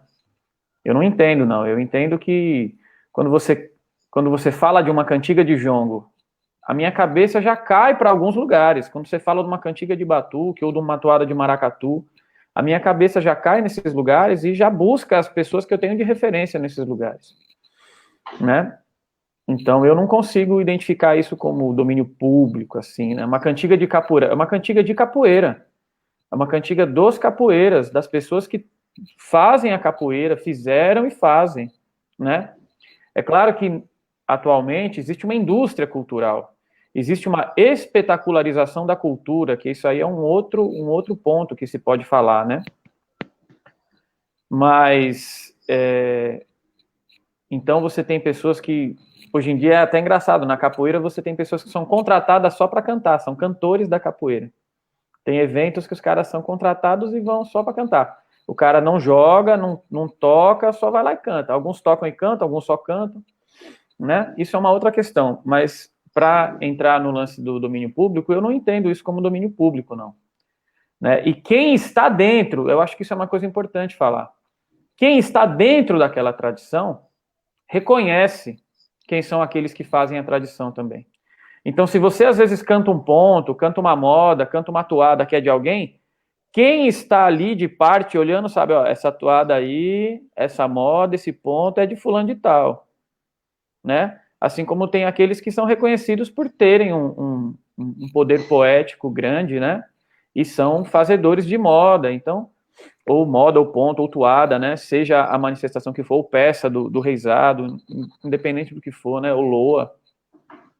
Então, eu não entendo muito bem esse lance do domínio público. O domínio público, para mim, é para quem quer usar aquilo ali de alguma maneira, sem tendo algum respaldo legal. E aí, quando a gente fala de respaldo legal, a gente tem que falar também da invisibilidade, né? Da invisibilidade que é colocada em cima dos povos negros, indígenas, né? E também a gente tem que pensar na possibilidade de tentar descolonizar o nosso pensamento, né? Que tudo nosso é eurocentrado. Então, enquanto a gente não descoloniza o nosso pensamento, não consegue entender que dentro do nosso processo existem as nossas referências históricas, as nossas referências musicais, as nossas referências poéticas, que não precisam, e que inclusive já estavam há muito tempo, né? A gente fala de Império Chinês, de Império Romano, Império Otomano, mas e o Império Mali, o Império Gana, outros impérios que tiveram na África, o Egito está na África, né? Então tem muita coisa que a gente tem de referência, poderia ser utilizado como afirmativo, né, para uma raiz mais respeitada, ainda mais ligada a uma raiz afrodescendente mais respeitada, mais valorizada, mas não funciona muito bem assim, né? Então todo esse processo, eu acho que passa pelo racismo estrutural, pelo apagamento histórico, passa por um processo de descolonização do nosso pensamento, então eu entendo desse jeito, né? Dandara só não vai se machucar, Dandara, está caindo toda hora. Então, eu penso que o domínio público, para quem está ligado a esse tipo de lugar, né, não sabe muito bem que não funciona muito bem esse negócio de domínio público. E só fazer um ponto que a Rosângela falou aí da mestra do samba lenço. Ou do samba de bumbo? Me confundi agora. Mas, desculpa, Rosângela, a gente não está te ouvindo. Samba Lenço de Mauá, Samba Lenço de Mauá. Claudete. Ana Claudete, mestra Claudete. Claudete Pereira. Ela fez esse questionamento, e o mestre Aguinaldo, do Cavalo Marinho Estrela de Ouro de Pernambuco, ele fez o mesmo questionamento. Porque ele via que as pessoas iam para Pernambuco, aprendiam o cavalo marinho e colocavam aquele conhecimento dentro do teatro. Colocavam no palco. E ele reconhecia tudo aquilo e falava, ali tem um tropé, ali tem uma agulha, ali tem uma toada, né? Valeu então, Ivan. Tamo aí. E ele falava, por que eles estão conseguindo colocar a minha arte ali no palco e eu não consigo? O mestre Aguinaldo chegou nesse ponto, ele se questionou e ele elaborou, né, junto com o auxílio de alguns amigos dele, ele elaborou uma peça, um espetáculo solo dele, onde ele podia trazer e mostrar o conhecimento dele, o conhecimento ancestral que ele carregava no corpo, que o pai dele carregava, o avô dele carregava, e que ele comungava com muitas pessoas daquela região, um saber, né, que era daquele povo, daquele lugar, que ele olhava no palco e identificava, mas ele olhava no palco e não identificava os iguais dele. E aí ele falou, eu quero colocar o meu conhecimento ali também. E aí ele partiu desse princípio, partiu desse processo e conseguiu. Então, é isso. Desculpa, falei muito, né?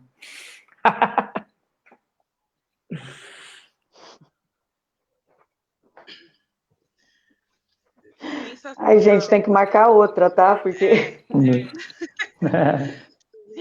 Deu nem para começar, a gente tá todo mundo muito nervoso, porque você fala, nossa, o que eu vou falar? Ai, deixa eu correr.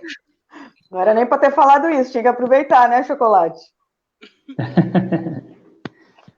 O que eu entendo como domínio público, na verdade, eu nem sei se eu entendo assim, né, tanto, mas concordo com o que o Fernando falou, a gente tenta sempre procurar saber de onde vem, né, de quem é, de quem não é, e a gente vai, corre atrás e pergunta para um, pergunta para outro, e vai nos mais velhos, pergunta, e a gente às vezes não consegue, né, saber de quem que é justamente para não pegar essa cantiga, ou esse gesto, ou esse canto, e estar reproduzindo como se fosse nosso, né, como se a gente estivesse cantando, como se a gente tivesse criado aquilo. Mas aí a gente não consegue achar, e a gente diz, né, domínio público, mas esse domínio público dando referência que é uma coisa antiga, está dentro da capoeira, está dentro do samba, está dentro do afoxé, está dentro, sei lá, do candomblé, que um mais velho vai falar, não, eu ouvi essa música, fulano de tal cantando, aí você vai pesquisar fulano, aí você vai, não, fulano de tal ouvia fulano cantar, você vai pesquisar o outro, mas você não, pode não achar o dono dessa cantiga, mas você sabe que aquela cantiga é de dentro da cultura, de dentro do movimento preto.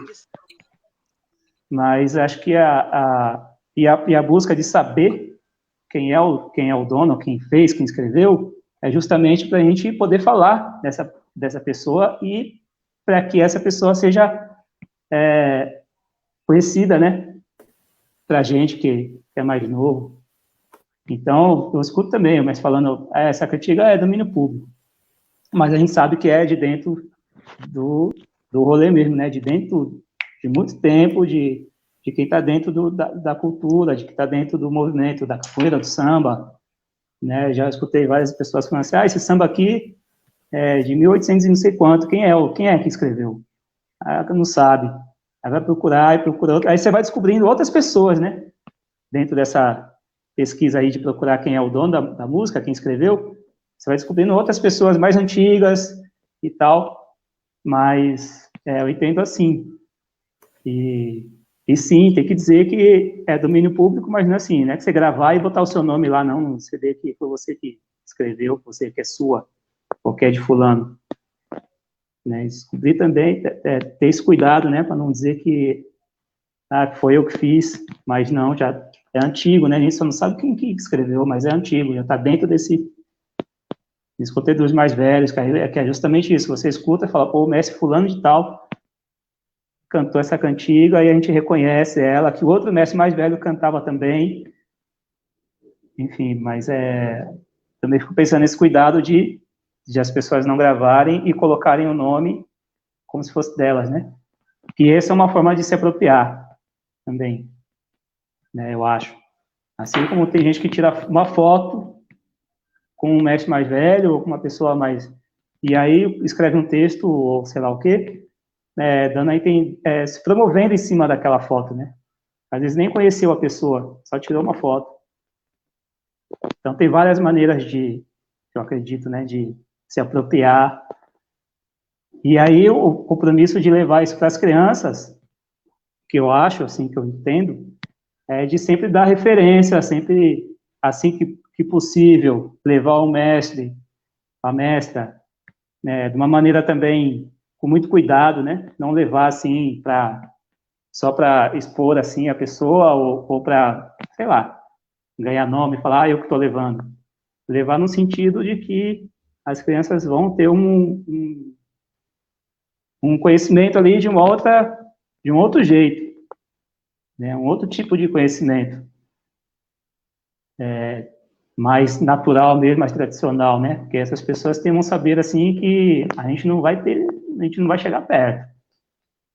Eu tenho comigo, né? A gente vai vendo, vai observando, vai tentando aprender, mas tem coisas que a gente não vai entender. É só com o tempo mesmo, né? E, enfim, mas era isso que eu queria falar. Eu vou contribuir mais um pouquinho, né? Falando então com relação a esse style, né, da trança ou do cabelo mais diferente, e quando vem da cultura e é o preto que está usando, não é tão legal assim, não é tão bonito. E aí, e voltando à questão, né, do domínio público e dessa invisibilização. Os trançados está aqui, né? Eu enquanto Elo e criadora dos trançados, a gente vem para mostrar de onde vem toda essa tradição. Então, existem penteados com trança que é específico para a cerimônia de casamento, existe penteado com trança que é específico, e isso é uma tradição. É claro que aqui nós não usamos esses penteados como tradição, mas todas as pessoas que têm contato com os trançados, ele entende essa história, a gente compartilha disso, a gente explica isso. E é o que a gente estava falando, né? Dar referência, buscar de onde veio e fortalecer essa cultura. E como que fala? Espalhar mesmo, contar para todo mundo de onde veio. Porque quando você não dá essa referência, acaba se esquecendo e, às vezes, caindo no domínio público, né? Porque daí não sabe de onde veio e fala, não, é domínio público. Aí o outro mais oportunista, é domínio público, então tá tudo bem, eu tô aqui, eu vou usar da maneira que eu achar que eu devo usar. E não deve ser assim.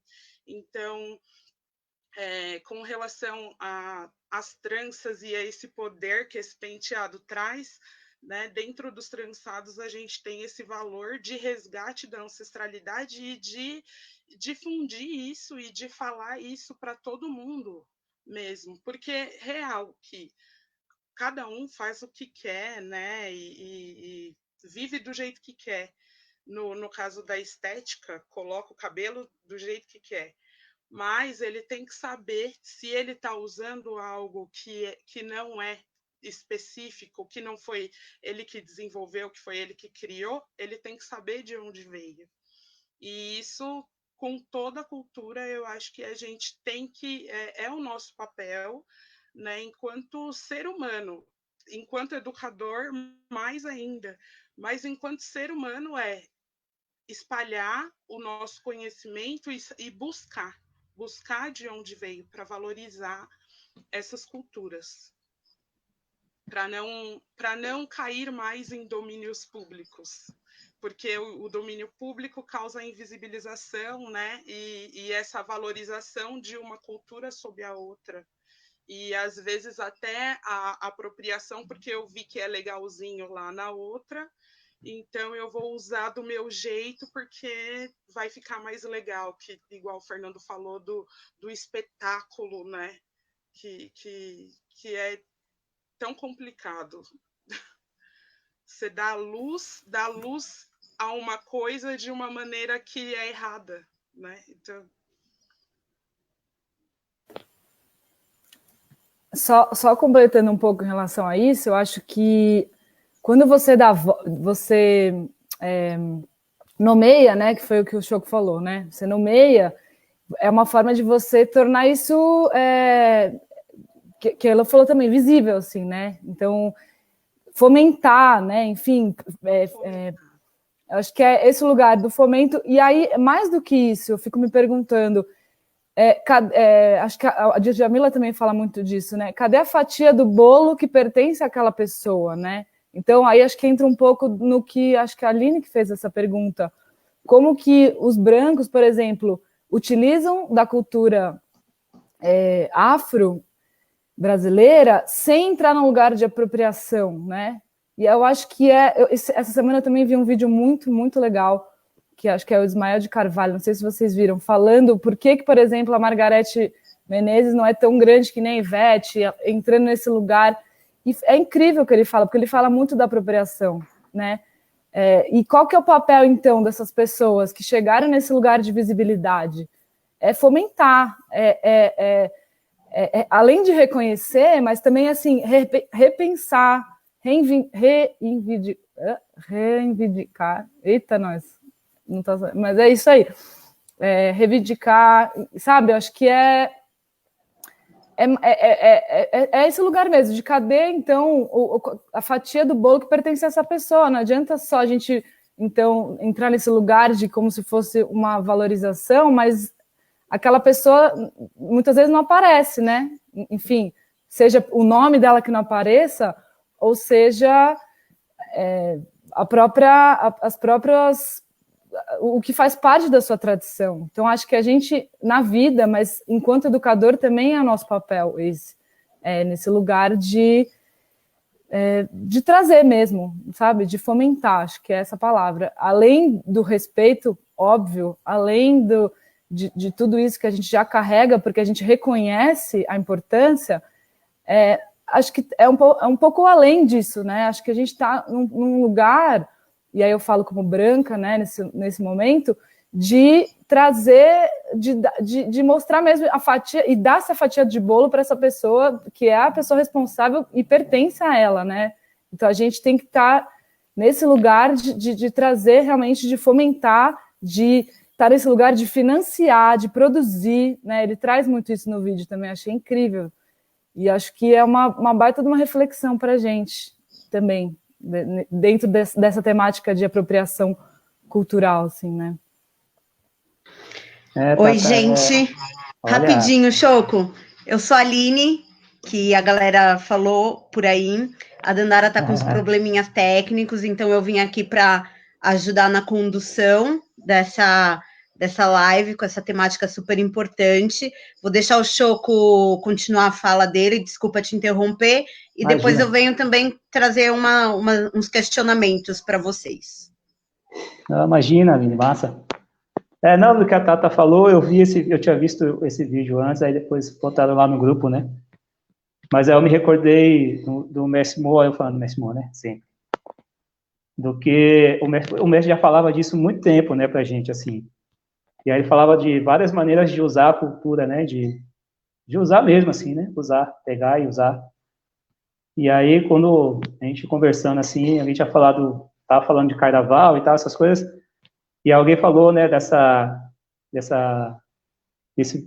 coisa que a Tata tava falando, sobre esse vídeo aí, Margareth Menezes e tal, e alguém falou da Daniela Mercury, aí o Mestre Moa falou assim, porra, e aí ela vai e canta que o canto dessa cidade é dela, o canto dessa cidade sou eu, o canto dessa cidade é meu, né? E aí o mestre falava, não, velho, não é assim não, pode ser seu também, mas não é seu assim, nesse sentido, né, de que, e aí? E as pessoas que vieram antes, né? Você bebeu da onde? Nesse sentido, assim, né, ele conversando com a gente, assim, né, de onde que a gente bebe, né, de que fonte que a gente bebe para dizer que é nosso, não é nosso. Quer dizer, não é meu, né? No caso, se eu fosse falar isso, não é meu, não é meu. É nosso, né? E aí a gente falava assim, o mestre Mó falava muito dessas coisas assim, e uma das coisas que ele falava era da coisa da capoeira, por exemplo, a capoeira gospel, né?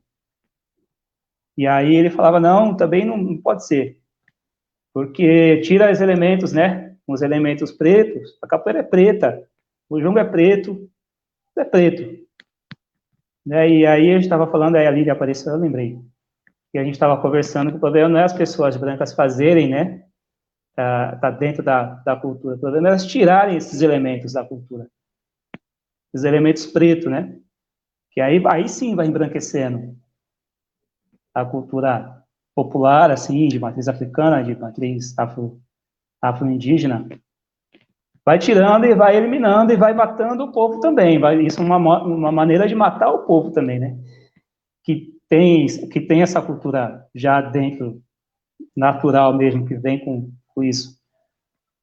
E aí a gente estava conversando sobre isso, né? E aí dentro disso, da coisa da capoeira gospel, eu tive em Garopaba, rapidinho assim, tive em Garopaba uma vez, e aí estava numa mesa assim, eu estava no evento, e aí um rapaz mais novo falou que, foi perguntado, né, o que ele achava da capoeira, assim, as coisas, a ligação com a capoeira e o candomblé, a ligação com essas coisas. Aí ele falou assim, não, capoeira a gente toca um berimbau, fez a roda, é capoeira. E aí eu fiquei quieto, ele foi falando, uma hora eu cheguei, levantei a mão e pedi licença, e aí eu falei, não, o que eu escuto, o que eu estou aprendendo, tentando aprender, é que está tudo ligado uma coisa na outra. Claro que você não precisa ser do candomblé para fazer capoeira, nem da capoeira para fazer o candomblé, mas está ligado, né? Então vai ter coisas de cantigas de capoeira que você vai falar de orixá, vai ter coisas que você vai no terreiro de candomblé que você vai ouvir lá no terreiro, você vai ouvir na capoeira, né? E aí ele falou, não, tira um instrumento, tira o atabaque, tira não sei o quê. Aí sabe, isso vai tirando esses elementos, né? Mas ele está usando a capoeira, está se apropriando da capoeira para ganhar pessoas, mas está tirando vários elementos de dentro da capoeira, de dentro dos elementos pretos da capoeira. E aí disso do samba, né, tô falando isso assim, mas no geral, né? E aí isso, para mim, é uma forma de você se apropriar de uma cultura, se dar bem com ela, vender, ganhar dinheiro, e não dar nem referência de onde você aprendeu, e também tirando esses elementos, né? Não fala dos mestres, não fala da história, que tem toda uma história envolvida, né? Para a gente jogar capoeira hoje, o tanto que já passou, tanto de gente que já sofreu, morreu, matou, e sofre até hoje, né? Os terreiros de candomblé, vários aí sendo invadidos até hoje.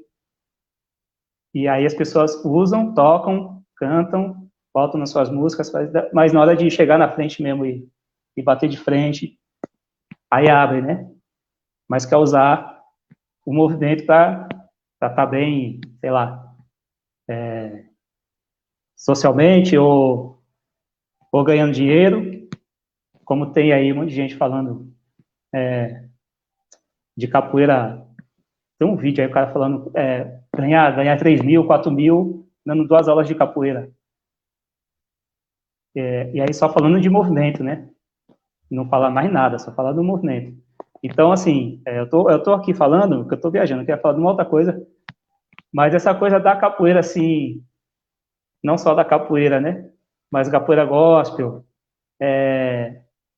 aí usa o samba, o bolinho de acarajé, que é bolinho de Jesus, eles botam bolinho de Jesus, tem tantas outras coisas que as pessoas vão usando, mas não vão dando as fontes, né? Não vão se apropriando do verdadeiro negócio que é mesmo assim, que é difícil de você estar dentro. Você tem que estar dentro mesmo assim, né? Para saber.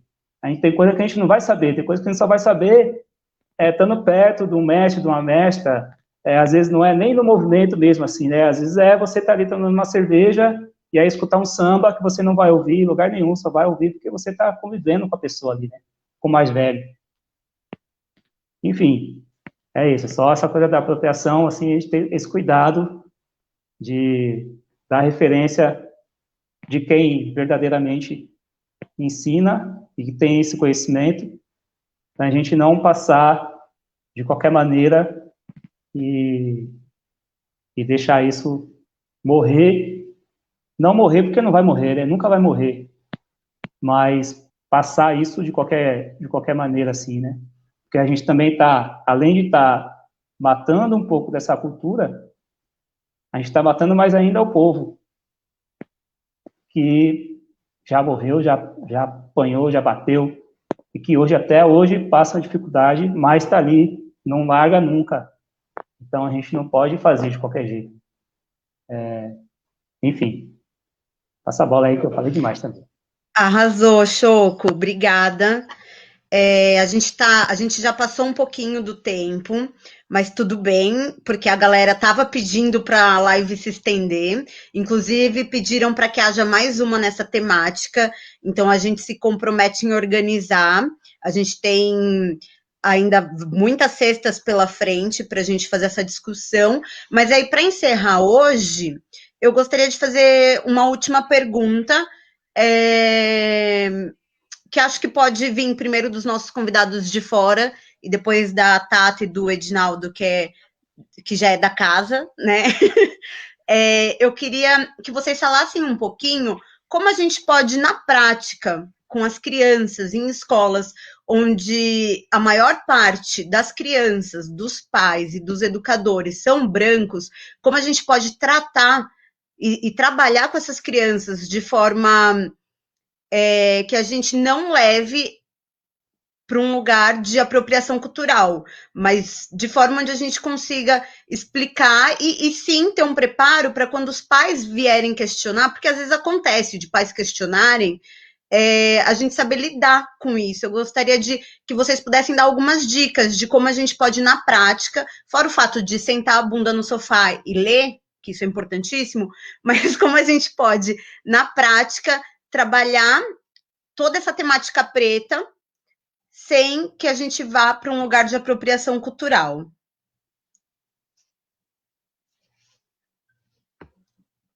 Eu posso pegar a palavra rapidinho? Né, que assim, como eu não sou da educação, né, mas o que a Aline fez de me convidar para mostrar a prática, para, né, levar isso para as crianças vivenciarem, aprenderem um pouco. Isso eu acho que o fomento, como a Tata falou, já é um caminho.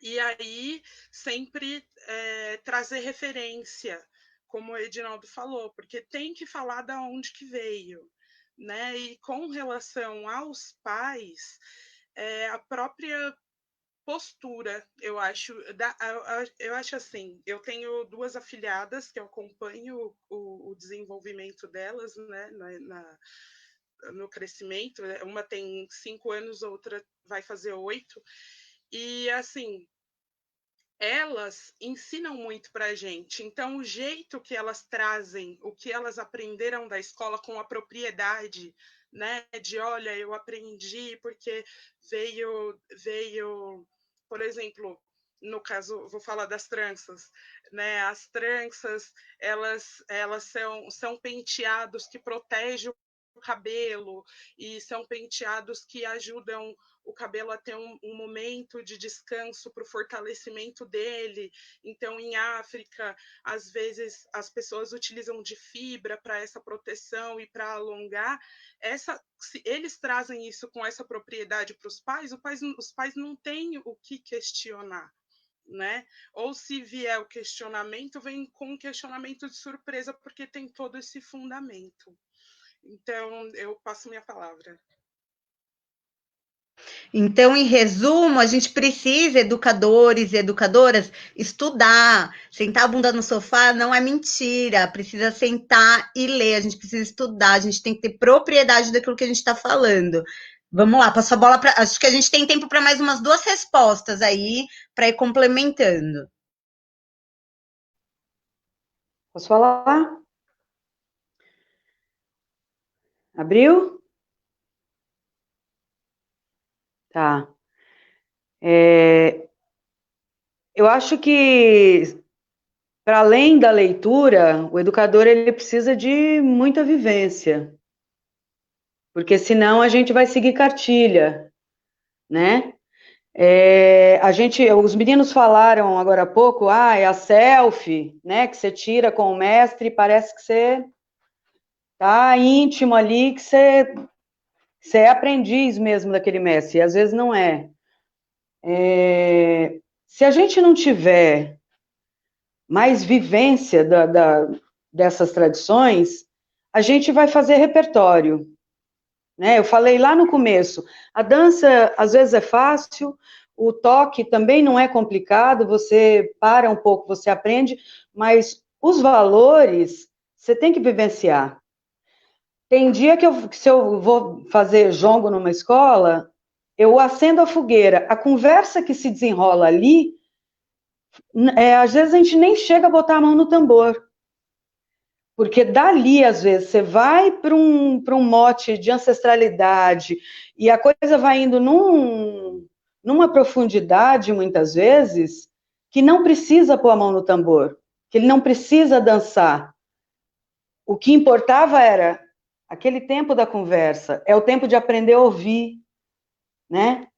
É o tempo que você, tendo para ouvir, às vezes surge a pergunta, porque senão a gente não sabe nem o que perguntar muitas vezes, né? Porque a gente não tem base ainda. Então, eu acho que as pessoas que se propõem a levar essas tradições para a escola precisam investir mais em vivência, porque se a gente vai numa festa, 2, 10, às vezes você não alcançou. Não alcançou. Né? Você precisa estar lá. O que está na prateleira, o que está no livro, ele faz um mapa básico, mas a gente está falando de vivência. Eu, por exemplo, já tentei praticar capoeira diversas vezes, né? Na Casa Mestre Ananias, com o Mestre Alcides, mas, por exemplo, eu não consigo falar que eu sou capoeira, porque, né, eu fui para outros lados, então eu sou apaixonada por capoeira, mas eu jamais me meteria a botar uma capoeira. Ou o que o Fernando faz, de botar um cavalo marinho, caramba, é um estudo profundo, que ele não está ensinando só canto e dança. Assim como ninguém sai por aí botando um bumba-boi, por exemplo, porque é isso, é a mesma complexidade, né? Você tem que estar muito envolvido, aquela música, quem é que está se comunicando com você, né? É o onça? É o pandeirão? A gente precisa de vivência, porque senão a gente pode até ter aulas excelentes, né, na escola privada, mas e o que vem na devolutiva?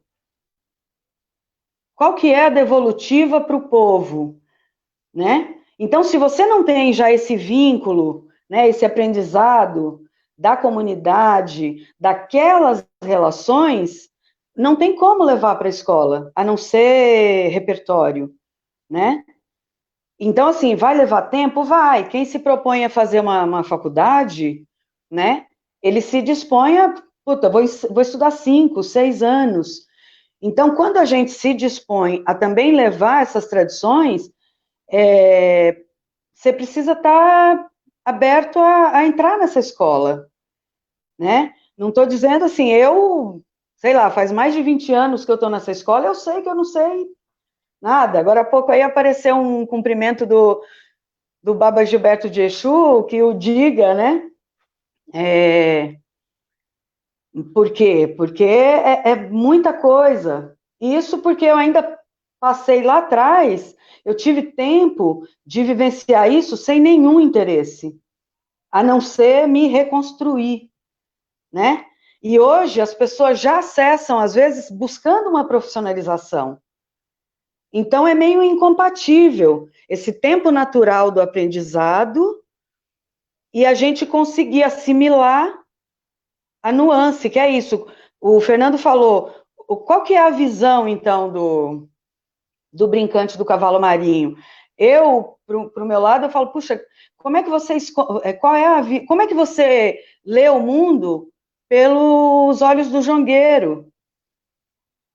o que é, né? Quando o seu Lico Salles, no fim de uma noite, me falava: ô, filha, eu não quero o seu mal, eu não quero fazer mal para você, porque ele tinha me lenhado a noite inteira, porque eu estava correndo atrás do ponto dele, e na madrugada, de manhãzinha, ele me falava: eu não quero o seu mal, eu só quero ter com quem conversar. É porque era aquela escola de vai, não entendeu, vai, o que eu estou falando? O que eu estou falando? E eu dando palpite em cima do ponto dele. Então, diversas vezes ele me fez isso de manhã. Diversas vezes ele me levar no quintal, no terreiro, onde tinha sido o jongo, no sítio, ou às vezes na garagem de um mestre moçambiqueiro, ele falar: você está vendo aquilo ali? Você está vendo aquilo outro? Você lembra quando eu falei tal coisa?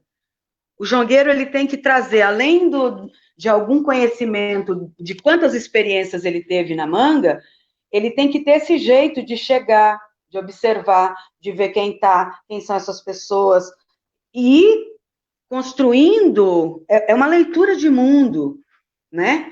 Essa leitura de mundo, é isso que eu acho que vai ser o ganho da gente levar para a escola, é a gente levar isso, essa forma de ler o mundo. Aí a gente vai estar valorizando as nossas tradições, né? Aí a gente vai estar valorizando o legado dos nossos mestres e das nossas mestras, porque, e ainda mais num tempo que hoje a gente tem cada vez mais dificuldade de ter esse contato. A gente não convive o quanto a gente gostaria, né? Lá atrás eu conseguia. Hoje em dia, pela velocidade da vida, né? Às vezes eu fico 2, 3 anos sem ir em Guará, sem pegar um jongo. Então, o que me vale ainda está lá atrás, ou os contatos daquele tempo que hoje são amigos, mas eles sabem, eu gosto de lembrar assim, muita gente sabe quando eu cheguei, e eu também sei quem veio depois de mim, né? Isso não me põe numa situação de hierarquia, mas é só assim, às vezes quando a gente vê algumas posturas que você olha e fala, rapidinho, a gente que aprendeu de uma outra forma, rapidinho a pessoa se denuncia, né? Se ela está querendo construir ali um book, né? Ou se ela tem, de fato, a postura dela na roda, como é que ela se porta com a criança, como que ela se porta com o mais velho. Para a gente que tem um pouquinho dessa educação, é fácil. Para quem, às vezes, não passou por isso, às vezes valoriza aquela estampa. Então, se tem... eu não sou dona da verdade, mas se tem uma coisa que eu acho que vai ajudar e promover essa não apropriação ou expropriação, é que os educadores de hoje se voltem para essa escola. É uma escola de tempo natural. Você vai ter que gastar seu tempo, o seu dinheiro, que às vezes você vai ter que deixar de fazer uma outra coisa para estar lá junto com o mestre, para colaborar para que aquela festa aconteça também, né? E às vezes o colaborar é varrer um terreiro, né? Precisa fazer um corre, e nas entrelinhas a gente está aprendendo muito. Então, para mim, um princípio seria esse. Obrigada, Rosângela.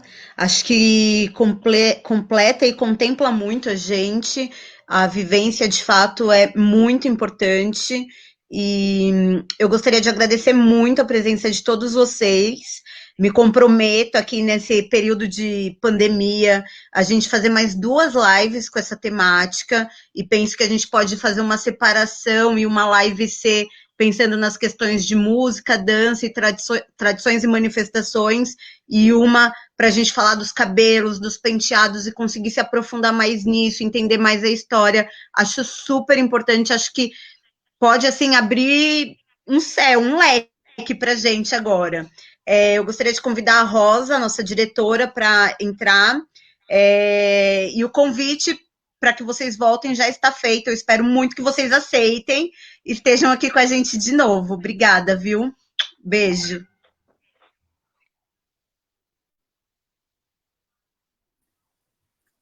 Nossa, estava aqui abrindo espaço para receber todos esses ensinamentos que vocês nos trouxeram. Eu agradeço muito, enquanto educadora da Casa de Aprendizagens, que dirijo, né, faço a parte pedagógica, estou me colocando aqui nas minhas reflexões. Então, eu, enquanto educadora, dirigente, como me coloco nesse lugar de aprendiz? Fiquei aqui pensando, né? Acho que o caminho é levar para as crianças, junto com nós, educadores brancos, a pesquisa mesmo, a pesquisa na prática. Né? Não é só trazer o tema, o assunto, e não pesquisar, porque na hora que a gente pesquisa, às vezes, como Rosângela falou, não preciso nem chegar a tocar o tambor, mas uma criança, nessa pesquisa, nesse interesse, provocar daquele conhecimento, e a gente que não tem esse conhecimento também vai pesquisando e vai se fundamentando nessas tradições que são tantas, e a gente tem hoje na escola essa matéria, digamos assim, esse assunto enquanto currículo, e vamos lá pesquisar, aprofundar e vivenciar, viver. O vivido é que é a estrutura para qualquer coisa que a gente faz na vida. Então, eu agradeço muito a Rosângela, a Elô, ao Fernando, ao Edinaldo, a Tata, a Aline Dandara, Patrícia também, que estava aí por trás nos bastidores, mais esse encontro, mais esse tantão de aprendizados, e que a nossa escola possa seguir nesse exercício de construir uma educação antirracista de respeito às tradições, aos nossos antepassados e ao povo negro do nosso país. Muito obrigada.